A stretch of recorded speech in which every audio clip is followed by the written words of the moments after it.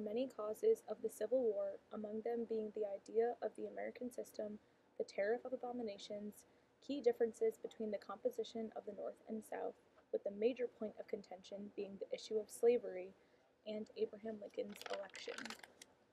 During the presidential campaign of 1860, South Carolina pledged to secede from the Union if Lincoln won, and they followed through in December of 1860. The Deep South, Alabama, Mississippi, Florida, Georgia, Louisiana, and Texas, followed over the next 6 weeks, and 4 more states would do so later. They called themselves the Confederate States of America and elected Jefferson Davis as their president. These southern states seceded because they felt their slave-based way of life was being threatened by the North's dominant numbers, relating their situation to the American colonies of 1776 who broke away from England. Now free from the North, they'd have the ability to grow their own industries and grow economically.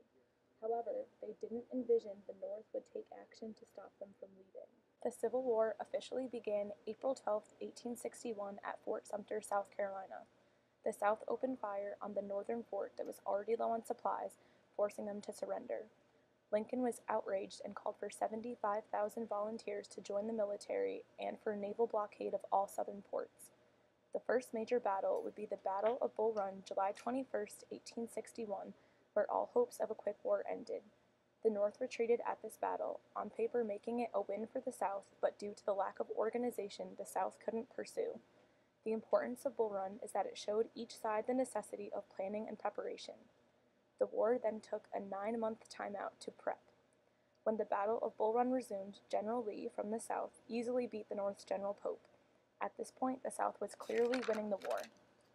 However, this overconfidence caused Lee to make his first mistake, invading the North at Antietam, Maryland, September 17, 1862.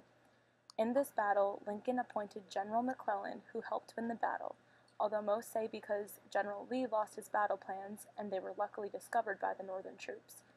This was a huge win for the North because it prevented Europe from getting involved in the war and gave Lincoln a platform to announce the Emancipation Proclamation, now making the war about restoring the Union and ending slavery.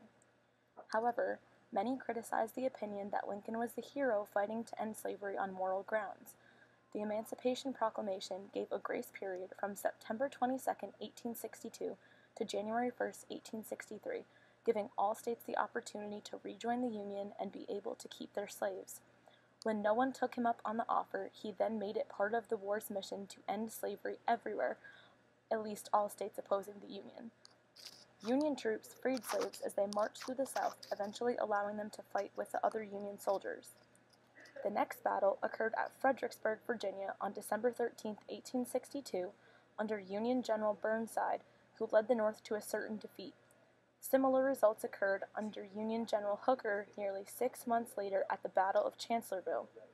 The turning point, making clear the North would win the war, didn't come until the Battle of Gettysburg from July 1 to 3, 1863, under General Meade. The South won the first 2 days, but the third day the South made the mistake of charging across an open field, where many of them were decimated. This battle broke the back of the South and started the countdown clock. The next day, under General Ulysses S. Grant, who was undoubtedly the most successful Union general of the war, the North captured Jackson, Mississippi, and then seized Vicksburg, proving to be another major win for the North. From there, starting on November 15, 1864, Union General Sherman marched from Atlanta to Savannah, Georgia, scorching everything in sight to leave the South with no resources. He declared total war, meaning that even civilians would be affected. This showed the true severity of the war, and that the South was slowly but surely running out of time to surrender. This surrender would come in April of 1865 when General Lee was surrounded by General Grant at Appomattox Courthouse in Virginia. The North had just captured and destroyed the capital of the South, Richmond, Virginia, and Lee knew the South had officially lost. The 13th Amendment was passed ending slavery, and the Reconstruction era would then begin. In the course of the war, the North's major advantages were a larger population, industry, railroads, their navy, money, and basically their economy as a whole.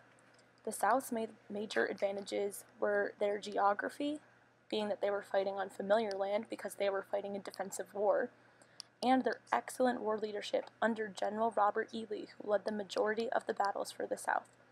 Ultimately, in the end, It was the South's shortages that caused its loss in the war.